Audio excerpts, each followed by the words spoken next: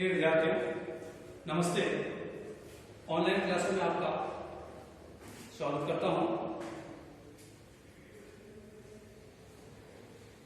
मैं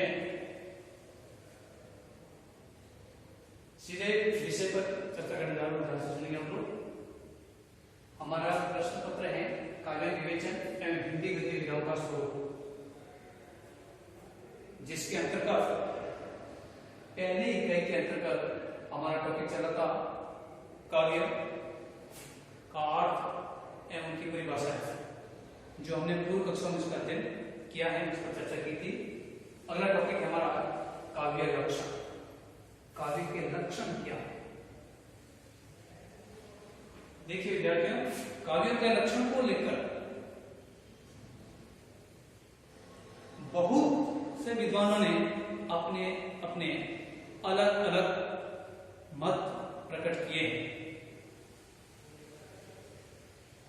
काव्य अपने आप में बहुत बड़ा एक विस्तृत समुद्र के समान, एक ब्रह्मांड के समान शब्द हैं, जिसके अंतर्गत कवि विशेष की भावनाओं का एक बहुत बड़ा भावावेश उसमें समाहित होता है। इस काव्य लक्षण को लेकर विद्वानों ने जो अपने अपने मत प्रकट किए हैं, उसमें मुख्य रूप से इसको अपने अध्ययन की दृष्टि से चार भागों में विभाजित करते हैं। देखिए ध्यान से सुनिए आप लोग। पहला है संस्कृत के आचार्य द्वारा काव्य के जो लक्षण दिए हैं, उनको हम अध्ययन की दृष्टि से संस्कृत के आचार्य द्वारा पढ़ेंगे। दूसरे विद्वान है मध्यकालीन, ध्यान से सुनिए आप लोग, मध्यकालीन हिंदी कवियों द्वारा काव्य के क्या लक्षण दिए गए हैं, उनके बारे में हम चर्चा करेंगे। तीसरे आधुनिक हिंदी कवियों द्वारा, ध्यान से सुनना आपको। देखिए मध्यकालीन हिंदी कवियों द्वारा, जिसको हम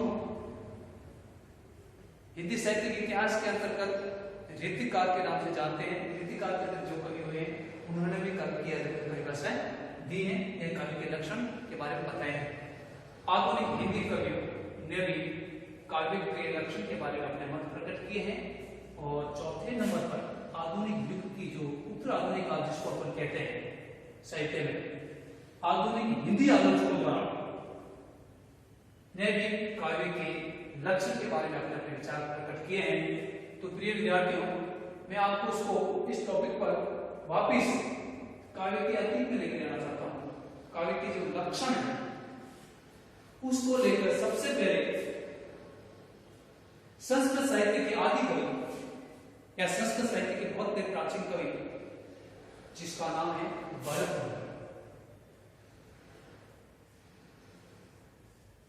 जो दूसरी और तीसरी शताब्दी में इनका समय माना जाता है।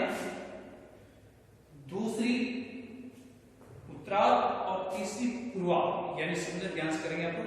दूसरी उत्तरार्ध और तीसरी पूर्वार्ध का समय आचार्य भरत मुनि का माना जाता है, जो संस्कृत के बहुत बड़े प्रकांड विद्वान हुआ करते थे, जिन्होंने संस्कृत की गद्य विधाओं के अंतर्गत अपना बहुत बड़ा लेखन कार्य किया है, सृजन कार्य किया है। इन्होंने एक पुस्तक लिखी, उस पुस्तक का नाम है नाट्यशास्त्र। और इस नाट्यशास्त्र के अंतर्गत एक पुस्तक है नाट्यशास्त्र, और इस नाट्यशास्त्र के अंतर्गत काव्य के लक्षण के बारे में उन्होंने कुछ परिभाषा दी है। काव्य के लक्षण, काव्य का लक्षण क्या होना चाहिए, काव्य कैसा होना चाहिए, किस प्रकार का होना चाहिए, जिससे कोई व्यक्ति इसको पढ़ने पर या उसे पढ़ने पर बहुत प्रभावित हुए। तो उन्होंने बताया है कि काव्य के लक्षण क्या होते हैं। क्रिया अर्थ क्रियो एतत् काव्य। काव्य का लक्षण वह है कि जिसमें अर्थ के साथ क्रिया का समायोजन होता है। अर्थ और यानी शब्द का अर्थ और क्रिया का जो सम्मिलित रूप से समायोजन होता है, उसी को उन्होंने काव्य के लक्षण बताए हैं। अर्थात अर्थ प्लस क्रिया का संयोग रूप से जो पंक्तियां होती है, पूरी काव्य के लक्षण बताए हैं। इस प्रकार से आचार्य भरत मुनि ने काव्य के लक्षण के बारे में विस्तृत रूप से बता करके सिर्फ काव्य के दृश्य काव्य पर उन्होंने विशेष रूप से जोर दिया है। दृश्य यानी काव्य दृश्य पर उन्होंने विशेष जोर दिया। जो दृश्य काव्य का मतलब होता है, वह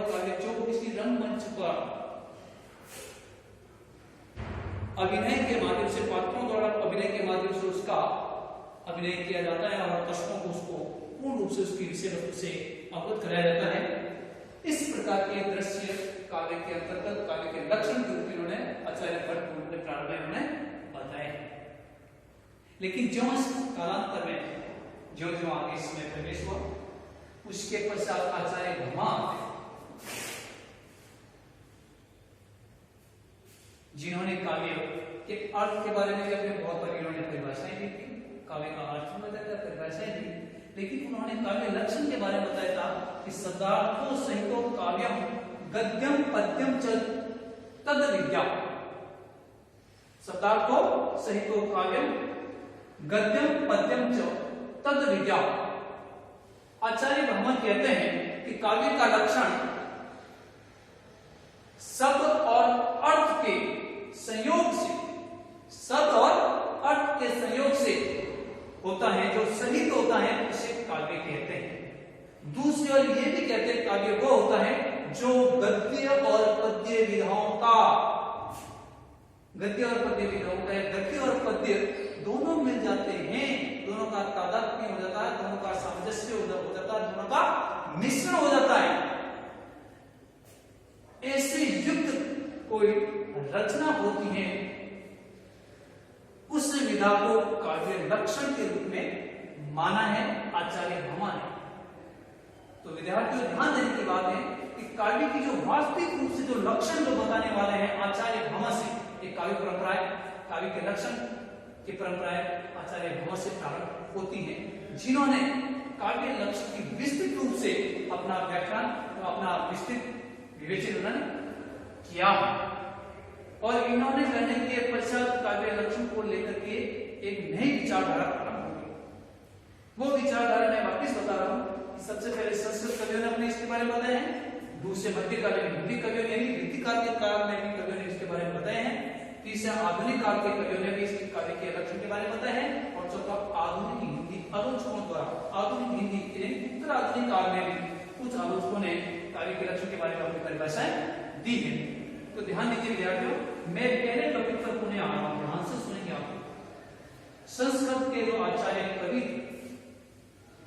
बहुत से विद्वान संस्कृत के आचार्य कवि हुए थे, जिन्होंने काव्य लक्षण पर अपने मत प्रकट किए हैं, अपने विचारधारा प्रस्तुत की है।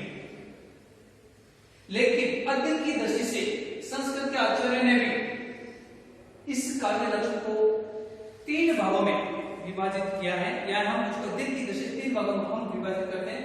शब्द प्लस अर्थ के आधार पर काव्य के लक्षण देने वाले विद्वान, शब्द और अर्थ के आधार पर काव्य के लक्षण बताने वाले विद्वान।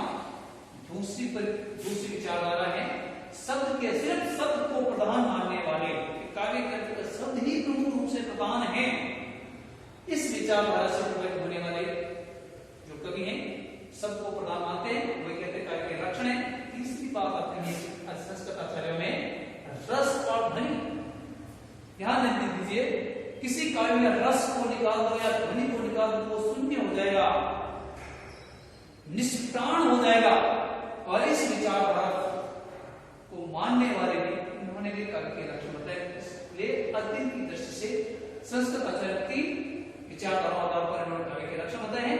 मैं पुनः शब्दार्थ के आधार पर आने वाले विचार है, शब्दार्थ के आधार पर शब्दार्थ के आधार पर काव्य के लक्षण को बताने वाले जो विद्वान है, उनमें एक वामन, आचार्य वामन का नाम सर्वप्रथम है। आचार्य वामन से पूर्व भी कुछ विद्वान थे जिन्होंने भी काव्य के लक्षण के बारे में अपने विचार प्रकट किए, लेकिन जो मूल रूप से वक्रोक्त के संप्रदाय के जो आचार्य प्रवक्ता कवि है, ठीक है ना, वामन ने कहा है कि काव्यम ग्रहालंकार सौंदर्यम अलंकार, काव्य वो विधा, काव्य वो है जिसके अंतर्गत अलंकारों का समायोजन हो। जिस काव्य में अलंकार होता है, जिस काव्य में अलंकारों का एक संयुक्त रूप से समायोजन होता है, और वो ही क्या कहलाता है, काव्य के लक्षण होता है, वही काव्य का लक्षण है। ये बात कहने वाले आचार्य वामन है। और इसी सिद्धांत काव्य परंपरा पर दूसरे विद्वान है आचार्य वामन। उन्होंने काव्य लक्षण के बारे में परिभाषा दी है कि कि तद्दोषो शब्दार्थम सद्गुणालवृत्ति पुनः व्यापी, यानी वह काव्य का लक्षण वह है, काव्य वह है जिसमें किसी प्रकार का जो काव्य दोष होता है वो दोष नहीं होना चाहिए। तद्दोषो शब्दार्थ जिसमें किसी प्रकार का दोष से विहीन हो, शब्दार्थ जिसमें शब्द और अर्थों का संयोजन हो, सुगुणालंकृति, और इसी प्रकार से उसमें कुछ वृत्तियों का समाव, भाववृत्ति हो, शब्दवृत्ति हो, अर्थवृत्ति हो, जिसमें वो पुनः वाक्य में पुनः रूप से वापस आती है, समायोजित तो एक वाक्य का विन्यास होता है। और इस प्रकार के जो युक्त काव्य रचना होती है वही काव्य का लक्षण कहलाता है। इस प्रकार से मोहम्मद ने भी अपने बहुत ही अच्छी बात कही है। और इसी सदा काव्य परंपरा के आधार पर आने वाले विद्वान है आचार्य राजशेखर, जिन्होंने संस्कृत में बहुत ही अच्छी बात बताई है। सदा को वाक्य काव्य, यानी काव्य का लक्षण वही है, काव्य वही है जिसमें शब्द और अर्थों का समायोजन हो और शब्द के साथ उसका अर्थ निकलता हो और एक निश्चित रूप से वाक्य में हो, ऐसी युक्त काव्य रचना को वह काव्य लक्षण कहलाता है। और वही वास्तविक रूप से काव्य लक्षण की परिभाषा में माना जाता है। और ये बात बताने वाले आचार्य राजशेखर। प्रिय विद्यार्थियों, शब्दार्थ काव्य परंपरा के आधार पर ये 3 विद्वान थे। अगले संस्कृत आचार्य जो अर्थ के आधार पर जो काव्य के लक्षण देने वाले हैं वो अगले विद्वान है आचार्य दंडी। आचार्य दंडी भी बहुत अच्छे विद्वान थे और जिन्होंने काव्य लक्षण, काव्य अर्थ और काव्य की परिभाषा में अपने विचार प्रकट किए हैं। लेकिन यहाँ पर उन्होंने काव्य लक्षण की परिभाषा देते हुए कहा है कि शरीरम, ध्यान से सुनिए, शरीरम स्वादिष्टार्थ व्याख्या पदावली। ध्यान दीजिए, शरीरम स्वादिष्टार्थ व्याख्या पदावली। जिस प्रकार से शरीर में प्रत्येक अंगों का समायोजन होता है, प्रत्येक अंगों का महत्व होता है, ठीक है ना, उसी प्रकार से वो संयुक्त को रचना होती है, तभी हमारा शरीर से व्यवस्थित होता है। इसी प्रकार का पता है कि जिस प्रकार शरीर में अंगों का एक संयोजन होता है, उसी प्रकार से काव्य के अंतर्गत भी जो अन्य प्रकार के भावार्थ होते हैं और उससे युक्त जो पदार्थ होती हैं, उसी को उन्होंने बताया है। क्या बताया है? काव्य के लक्षण। अगले प्रतिपादन करते हैं अर्थ के आधार पर ही आचार्य जगन्नाथ, पंडित आचार्य जगन्नाथ। उन्होंने बताया है कि रमणीयात प्रतिपादकम शब्दम काव्य, काव्य वह है, यानी काव्य का लक्षण वह है जो कोई इसको पढ़ता है, उसका पाठालोचन करता है या उसका अनुशीलन करता है और पढ़ते समय उसको बहुत ही अथाह आनंद की प्राप्ति होती है। वही शब्द, वही वाक्य काव्य लक्षण कहलाता है। विद्यार्थियों, ये बात बताने वाले जगन्नाथ हैं, पंडित जगन्नाथ। अगले विद्वान है हेमचंद्र। उन्होंने बताया अदोषो शर्मो सालंकारो शब्दार्थम काव्यम। हेमचंद्र जी कहते हैं, आचार्य हेमचंद्र, कि अदोषो जिसमें दोष नहीं हो, सभी गुणों का समावेश हो, सालंकारो यानी सभी अलंकार उसमें सम्मिलित हो, च यानी औ शब्दार्थो काव्यम, अर्थात जिसमें सभी शब्दों का अर्थ समाविष्ट हो, अर्थों का संयोग हो, ऐसी युक्त वाक्य की जो रचना होती है, ऐसे युक्त वाक्यों का एक बहुत बड़ा संयोजन होता है, उसी को काव्य कहा था, उसी को काव्य का लक्षण बताया है। ये बात कहने वाला है आचार्य हेमचंद्र जी। अगली संस्कृत आचार्य तीसरी जो रस और ध्वनि के आधार पर है, उसने 2 विद्वानों का नाम विशेष रूप से मैं आपके सामने प्रस्तुत कर रहा हूं। ध्यान से सुनिए आप लोग।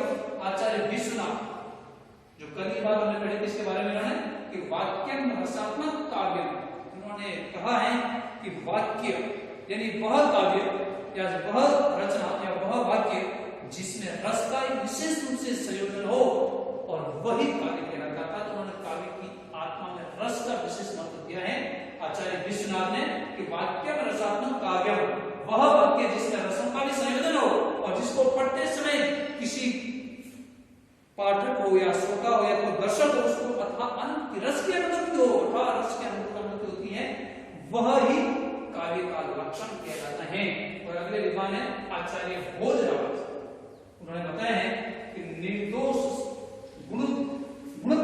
काव्यम अलंकारे तम कृतम निर्दोषम गुणत्व काव्यम अलंकारे रे कृतम रसान्वितम कव्यम पूर्वनुक्ति कीर्तिचित विदंती।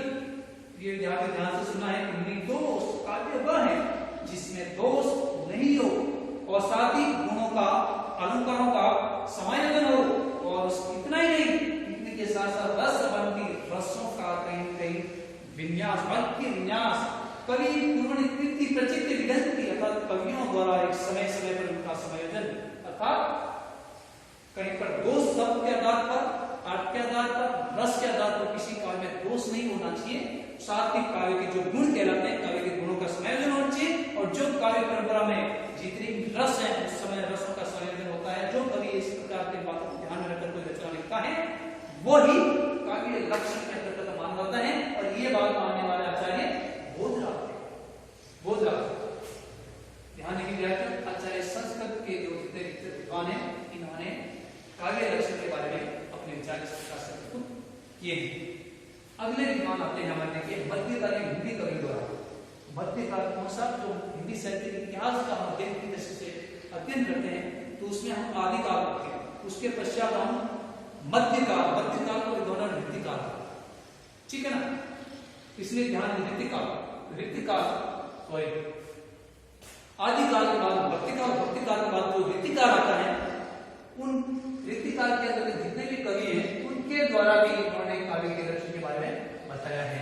देखिए सबसे पहले केशव, ध्यान दीजिए ऋतिकाल को प्रोक्त भी माना जाता है और केशव के बारे में जितना हम बताएंगे उतना ही कम है, ठीक है ना।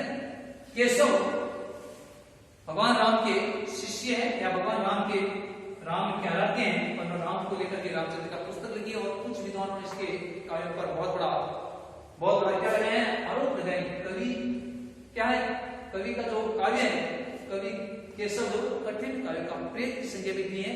क्या जो विद्वान इसके बारे में कहते हैं, उन्होंने भी काव्य के लक्षण के बारे में अपने विचार प्रकट किए। उन्होंने बताया कि जगती सुजाति सुरचरी सुवर्ण सुरस सुरत भूषण बिनु न विराजे कविता बनता। बहुत अच्छी बात है, जिस प्रकार से कोई नायिका होती है, अगर कोई श्रृंगार नहीं करती है तो उसका जो सौंदर्य कम होता है, और इसी प्रकार से कोई नायिका होती है और वो थोड़ा श्रृंगार करती है, और श्रृंगार करने के परिणाम तो उसमें सौंदर्य में क्या होता है, बहुत बड़ा चार चांद होता है। उसी प्रकार से उन्होंने बताया है कि किसी कविता में अलंकारों का प्रयोग नहीं करेंगे, अलंकारों का प्रयोग नहीं करेंगे, या उसमें किसी प्रकार के और रसों का प्रयोग नहीं करेंगे तो कविता अच्छी नहीं होगी। ये बात कहने वाला आचार्य केशव। दूसरे सूक्ति मिश्र वर्णन मनोरंजन जहां रीति अलौकिक होय निपुण कर्म कवि ज्योति काव्य तत् सब होय। ब्रज भाषा के बहुत अच्छे कवि हैं कि वर्णन मनोरंजन अर्थात वह काव्य रचना जिसका वर्णन मनोरंजन के रूप में हो और जिसकी रीति अलौकिक हो, अर्थात उसका अलौकिक आनंद की प्राप्ति हो। निपुण कर्म कवि जो है काव्य तत् सब होय, अर्थात जो कवि जो किसी काव्य की रचना का प्रयोग अलौकिक आनंद के रूप में करता है, मनोरंजन के रूप में करता है, और वो कवि ऐसे काव्य लिखन निपुण होता है, वही काव्य कहलाता है, अर्थात वही काव्य का लक्षण कहलाता है। ये बात विद्वान मानने वाले हैं श्रुति मिश्र। एक बहुत बड़े प्रसिद्ध कवि है ऋतिकाल में या मध्यकाल काल में कवि ग्वाल, ठीक है ना। कवि ग्वाल ने भी बहुत बड़ी रचना लिखी है, ठीक है ना, और उनका नाम है, रचना का नाम अभी नहीं बताऊं मैं, नेक्स्ट क्लास में बात बताऊंगा आपको मैं। देखिए उन्होंने बताया कि सब अर्थ संगम सहित भरे चमक कर तो जाए। कवि ग्वाल कहते हैं कि काव्य का लक्षण वही होता है जिस कवि द्वारा शब्द और अर्थ का संयोजन करके उसमें कोई चमत्कार उत्पन्न कर दे, वही काव्य कहलाता है, वही काव्य लक्षण कहलाता है। अगले विद्वान आते हैं भिखारी दास ने भी अपने विचार में कहा है रस कविता को अंग भूषण है भूषण सकल। यहां पर कविता का अर्थ काव्य से ही ज्ञान है, ठीक है ना। रस कविता को अंग, ठीक है ना, कोई कविता है या कोई काव्य है उसका मूल अंग रस होता है, भूषण है और वो आभूषण के समान है। भूषण सकल, और वही आभूषण, वही संपूर्ण संसार है, वही अलौकिक आनंद है। और इस बात को देने वाले, इस विचारधारा से प्रकट होने वाले, इस विचारधारा को कहने वाले हैं, इस विचार को प्रकट करने वाले कहने वाले हैं आचार्य भिखारीदास। और उन्होंने यही बात बताई, यही काव्य का लक्षण होता है। तीसरी काव्य परंपरा में आता है कि काव्य के लक्षण बताने वाले आधुनिक हिंदी कवियों द्वारा। आधुनिक हिंदी कवियों में विशेष रूप से जो छायावादी कवि हैं, जिन्होंने अलौकिक आनंद को प्रदान कर दिया, ठीक है, उसमें सबसे पहले जयशंकर प्रसाद, उन्होंने काव्य लक्षण के बारे में बहुत अच्छी बात बताई है। उन्होंने कहा है काव्य आत्मा की सकलनात्मक अनुभूति है, काव्य आत्मा की सकलनात्मक अनुभूति है, जिसका संबंध विश्लेषण, विकल्प या विज्ञान से नहीं। विद्यार्थी ध्यान रखें, बहुत अच्छी बात बताई है कि काव्य की जो आत्मा है, व्यक्ति के कल्पनाओं का एक समाहार है, कल्पनाओं का एक संयोजन है।